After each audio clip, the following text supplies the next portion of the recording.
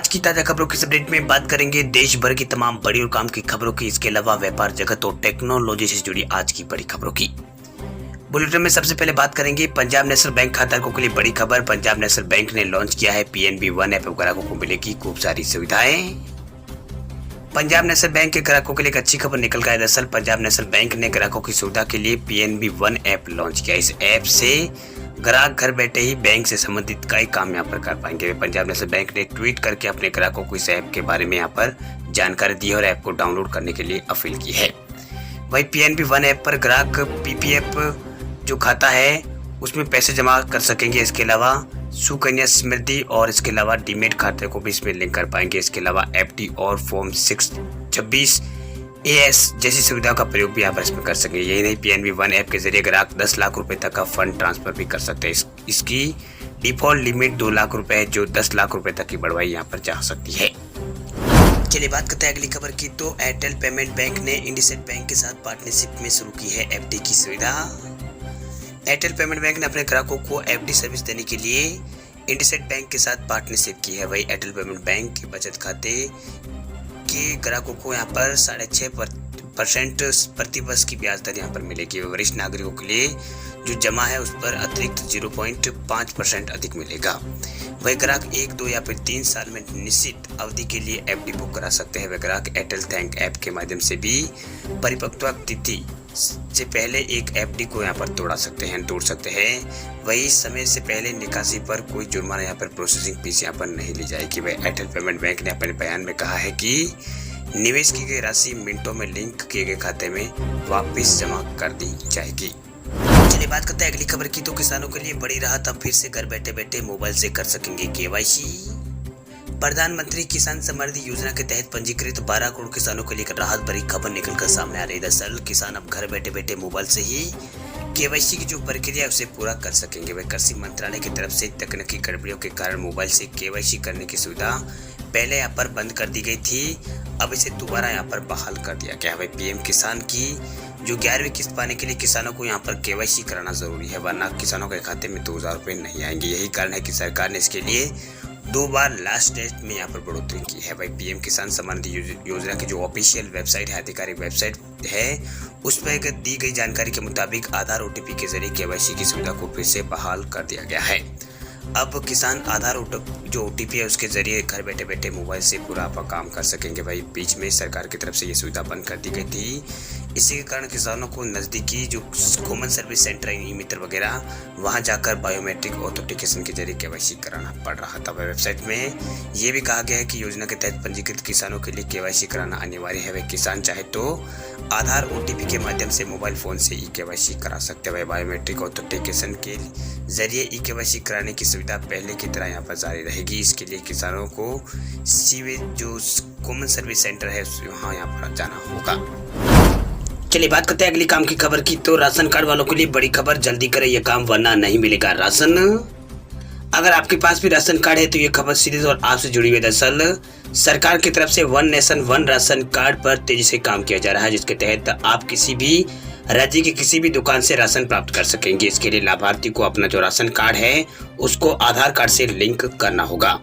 वही अगर आपने अभी तक अपने राशन कार्ड को आधार कार्ड से लिंक नहीं कराया है तो भविष्य में आपको दिक्कत हो सकती है। इसके लिए जरूरी है कि आप समय पर आधार और राशन कार्ड को लिंक करा लें। पहले इसके लिए सरकार की तरफ से 31 मार्च की डेडलाइन यहाँ पर तय की गई थी, लेकिन अब इसको यहाँ पर डेडलाइन को 30 जून तक बढ़ा दिया गया है। वही राशन कार्ड लाभार्थियों को यहाँ पर कम दाम में राशन मिलने के साथ ही कई फायदे इससे मिलते हैं। वही केंद्र सरकार की तरफ से one nation one ration card योजना की शुरुआत की गई। इसके तहत लाखों लोग इसका लाभ ले रहे हैं। आप भी आधार कार्ड को राशन कार्ड से लिंक करा के one nation one ration card योजना का लाभ उठा सकते हैं। वही राशन कार्ड को आधार कार्ड से लिंक कराने के लिए सबसे पहले आपको उदय की जो ऑफिशियल वेबसाइट है uday.gov.in में जाए, वहां जाकर स्टार्ट नाउ पर क्लिक करें। इसके बाद आपको आपका पता और जिला आदि डिटेल आपको भरनी होगी। इसके बाद राशन कार्ड बेनिफिट्स ऑप्शन पर क्लिक करना होगा। यहाँ अपना आधार नंबर डालकर, राशन कार्ड नंबर डालकर अपना जो एड्रेस वगैरह है उसे आप भर के ओटीपी आएगा। उसके बाद आपका ये जो आगे का प्रोसेस है वो पूरी वेरीफाई हो, ओटीपी ऑफिस जाने के बाद में वेरीफाई हो जाएगा। इसके बाद आपका जो आधार कार्ड है, आधार कार्ड और राशन कार्ड लिंक हो जाएगा।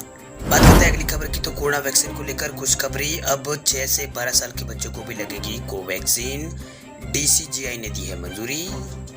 कोरोना वायरस से बचाव के लिए बच्चों को नया हथियार मिल गया। दरअसल खबर है कि drug controller general of India यानी डीसीजीआई ने 6 से 12 आयु वर्ग के बच्चों के लिए आपातकालीन कोरोना वैक्सीन के इस्तेमाल की मंजूरी यहाँ पर दे दी है। वैसे शुक्रवार को ही यहाँ पर सब्जेक्ट एक्सपर्ट कमेटी ने इस उम्र के बच्चों के लिए कोवैक्सीन की सिफारिश यहाँ पर की थी। हैदराबाद स्थित भारत बायोटेक ने कोवैक्सीन को तैयार यहाँ पर किया है। वैक्सको के टीकाकरण में कोविशील्ड के अलावा कोवैक्सीन का भी इस्तेमाल हुआ था। फिलहाल 15 से 18 साल के बच्चों को भी वैक्सीन दी जा रही है। गुरुवार को हुई बैठक में एसईसी ने यहाँ पर भारत बायोटेक के आवेदन पर विचार किया था। हालांकि शुक्रवार को कंपनी की तरफ से बताया गया है कि जो बताया गया डेटा है उसके बाद एक्सपर्ट ने इसकी अतिरिक्त जानकारी मांगी थी। भाई कोविड-19 के बढ़ते मामलों के बीच एक बार फिर बच्चों के टीकाकरण के प्रति ध्यान यहाँ पर बढ़ा है। गुरुवार को एसईसी ने 5 से 12 साल के बच्चों के लिए बायोलॉजिकल ई की कोर्बावैक्स के इस्तेमाल की सिफारिश की थी। फिलहाल कोर्बावैक्स 12 से 14 साल के बच्चों को यहाँ पर दी जा रही है। भारत में 15 से 18 साल के बच्चों के टीकाकरण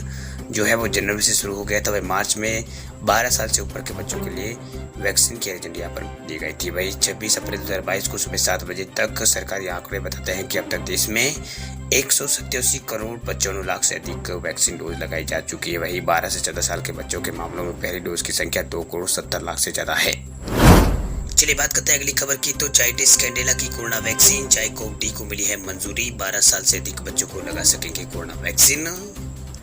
भारत की दवा नियामक संस्था drugs controller general of India यानी डीसीजीआई ने जाइडस कैडिला द्वारा निर्मित कोरोना वैक्सीन को आपात इस्तेमाल की मंजूरी यहाँ पर दे दी है। वही एएनआई की खबर के मुताबिक कैडिला की जो वैक्सीन है जाइकोव-डी उसको इमरजेंसी यूज के लिए यहाँ पर मंजूरी दी गई है। वह इस वैक्सीन की 2 खुराक बच्चों को यहाँ पर दी जाएगी। यह वैक्सीन 12 साल से अधिक उम्र के बच्चों के लिए होगी। वही मंजूरी के तहत वैक्सीन की 2 डोज यहाँ पर दी जाएगी। पहली डोज के बाद दूसरी डोज को 28 दिन के बाद यहाँ पर दिया जाएगा। पहले इस वैक्सीन को 3 खुराकों के लिए पहले यहाँ पर मंजूरी मिली थी, लेकिन अब इसको 2 ही कर दिया गया है। इससे पहले जाइडस कैडिला की जिस वैक्सीन को इमरजेंसी के इस्तेमाल की मंजूरी मिली थी उसमें 3 खुराक देना होता था। पहली खुराक लगाने के बाद दूसरी खुराक 28 दिन के बाद और तीसरी खुराक 56 दिन के बाद लगनी थी, लेकिन इस बार जिस वैक्सीन को मंजूरी दी गई है उसमें 2 ही खुराक यहाँ पर लगेगी। वह भारत बायोटेक के बाद जाइडस की वैक्सीन स्वदेशी तौर पर निर्मित भारत की दूसरी वैक्सीन है। चलिए बात करते हैं अगली खबर की। तो आरबीआई ने बैंक ऑफ महाराष्ट्र पर लगाया है करोड़ों का जुर्माना।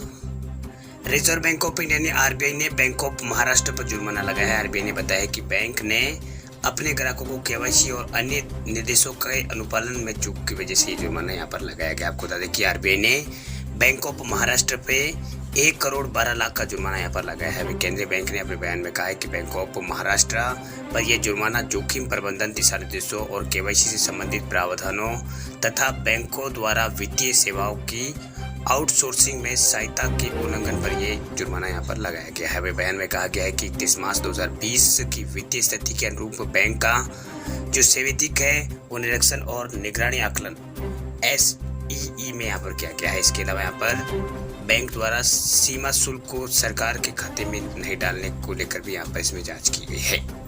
वहीं केंद्रीय बैंक ने एक अन्य बयान में कहा है कि जमा पर ब्याज दर संबंधी दिशा निर्देश है उसका अनुपालन नहीं करने के लिए राजकोट के नागरिक सहकारी बैंक राजकोट पर भी यहाँ पर 12 लाख का जुर्माना लगाया गया है। बात करते हैं अगली खबर की। तो एसबीआई की चेतावनी भूलकर भी ना उठाए इस नंबर पर फोन, वरना मिनटों में खाली हो जाएगा आपका खाता।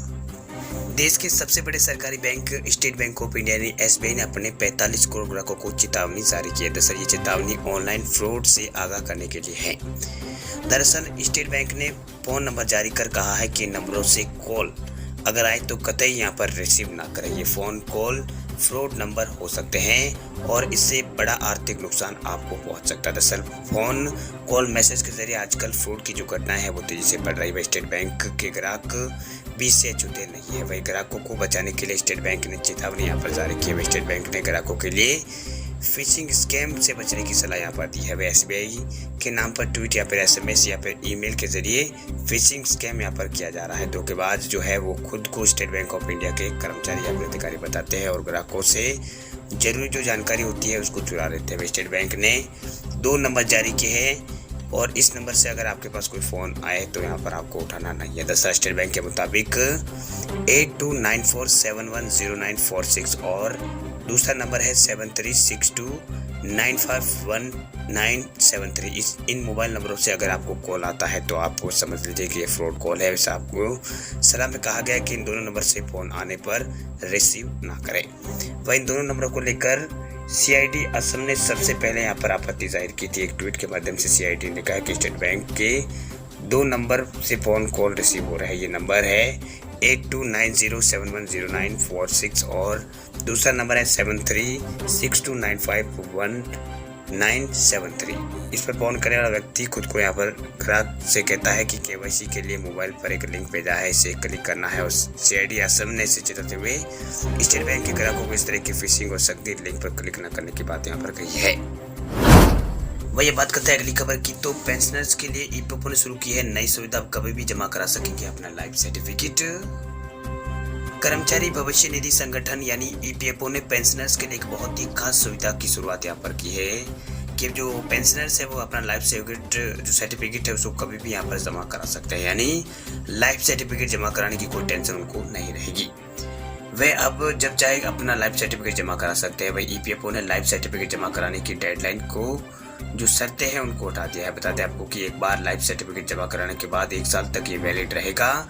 इसके बाद अगर आपको दोबारा लाइफ सर्टिफिकेट जमा कराना है तो उसी तारीख से आप यहाँ पर करा सकते हैं, यानी 1 साल तक ये मान्य रहेगा। आपको बता दें कि साल 2019 तक हर पेंशनधारी को नवंबर के महीने में लाइफ सर्टिफिकेट जमा कराना अनिवार्य था, लेकिन दिसंबर में ये नियम यहाँ पर बदल दिया गया था। अब आप जब चाहे लाइफ सर्टिफिकेट जमा करा सकते हैं। इसे यहाँ पर कई ऐसे पेंशनर्स हैं उनको लाभ यहाँ पर मिलेगा। वहीं EPFO ने इस मामले में पेंशनर्स को अपने ऑफिशियल ट्विटर हैंडल से ट्वीट करके जानकारी यहाँ पर दी है। अपने ट्वीट में EPFO ने कहा है कि PS95 पेंशन उपभोक्ता कभी भी किसी भी समय अपना जो जीवन प्रमाण पत्र है वो जमा करा सकते हैं, जो जमा कराने की ये तारीख 1 वर्ष के लिए यहाँ पर वैध रहेगी। वही जमा कराने के लिए यहाँ पर कुछ डॉक्यूमेंट चाहिए, उसमें PPO नंबर और आधार नंबर, बैंक अकाउंट नंबर, आधार से जुड़ा नंबर ये आपका होना चाहिए, बैंक अकाउंट नंबर होना चाहिए। इसके अलावा तरीका बता देते हैं आपको। EPFO ने पेंशनर्स को लाइफ सर्टिफिकेट जमा कराने के बारे में तरीका के बारे में बताया है। EPFO ने बताया है कि पेंशनर किसी भी सार्वजनिक केंद्र यानी common service centre, post office, नज़दीकी EPFO ऑफिस या फिर उमंग ऐप या फिर पेंशन देने वाली बैंक में जाकर अपना जो लाइफ सर्टिफिकेट है वो जमा करा सकते हैं।